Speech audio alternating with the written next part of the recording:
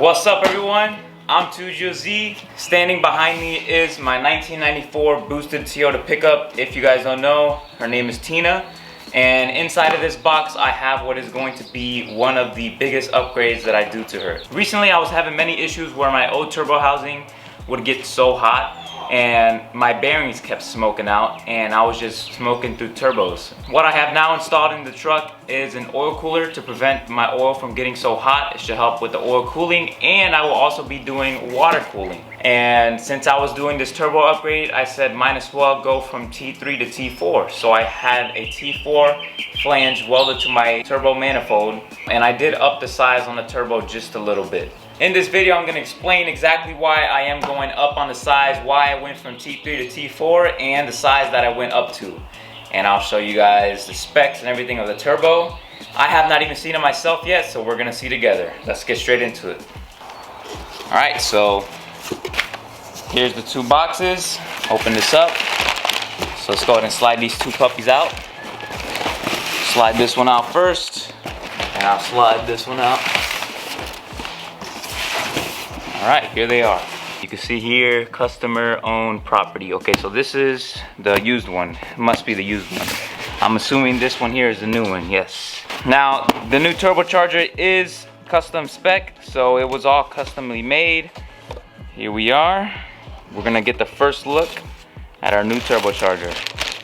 One thing that I love about the new turbos is they do include the new flanges and gaskets, which is awesome, so I don't have to worry about ordering one. It comes with one. I'm gonna go ahead and pull this out of the box, and we'll pull out the used one as well, and we can compare the sizes side to side. Ooh. Oh yeah, now I can see a huge difference. Let's go ahead and pull out the old one real quick, and then we can compare the sizes side to side.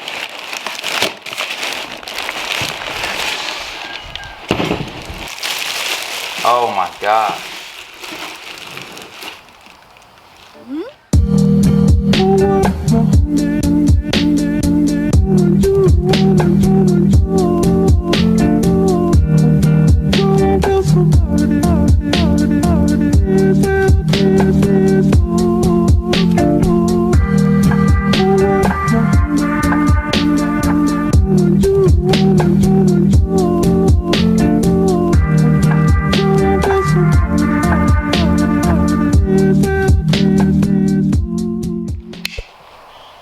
So check this out, guys.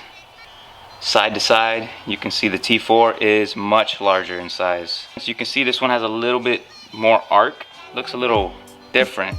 Over here is larger, and the port is down here instead of up here. Whoo! Check that out. That looks sick. I believe this wheel has 11 spokes, and this one only has 6. So that's gonna be a huge difference in airflow. This turbo should have, I believe, what is 10% more better airflow than these old turbochargers. This is the new TNX series. Wow, you can see Turbonetics has their logo on there. That is beautiful, beautiful turbo. You can see the rear turbo housing is also a little bit larger. Now that they're side to side, you can see it's a huge difference in size. T4 is obviously gonna be longer. It's gonna be a little bit bigger. The flange is much bigger, but the hole is longer. One big difference that this turbo has that this one doesn't, this is a 4-inch inlet and this is a 4.5-inch inlet. What would you guys run, an air filter or a turbo guard? Let me know down in the comments.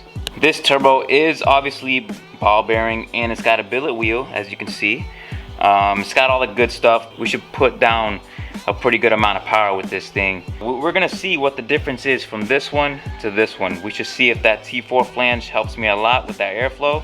This is where you're going to see the biggest difference in the turbos, and there you go, the rear housing.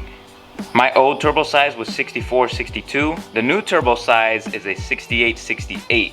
Now, you might be asking yourself, wow, that's a big difference in size, which it really is, but one of the biggest problems I was having with the 22RE platform is restriction. My old turbo was restricting a lot of air, and I have a lot of high compression, which should be able to push this bigger turbo no problem. I probably will have just a little bit more lag, but I should not have like a tremendous amount of more lag.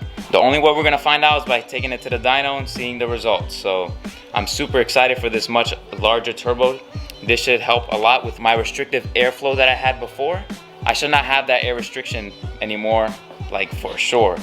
Being that the turbochargers are a lot different in size, I am going to have to do some modifications to my engine bay with my intercooler piping. I'm just hoping that this does not affect or hit my power steering reservoir, which sits like right next to it. Turbonetics is on this side now instead of being like on the top. I don't know, I like the way that the old one looks better, but the new one is just the wheel. You cannot go wrong with that wheel. It looks amazing.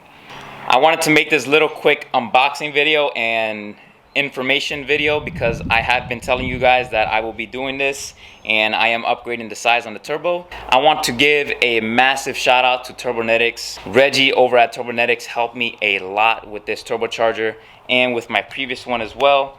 If it was not for him, I would not have this turbocharger right now, along with the old one. So once again, I want to give them a massive shout out. If you guys ever need any turbocharging needs, I highly suggest you guys call up Turbonetics. Tell them that 2JoZ sent you there, and they'll hook you up. Turbonetics is an amazing company. They stand by their word. They have amazing warranty. I highly suggest them for your turbocharging needs. Tina should be back on the road pretty soon. After I get this manifold on, the brakes bled, everything done, we'll be taking it to the dyno, and that'll be a video coming soon. I hope you guys are excited just as I am. I hope to see you guys in the next video. Peace out. See you guys then.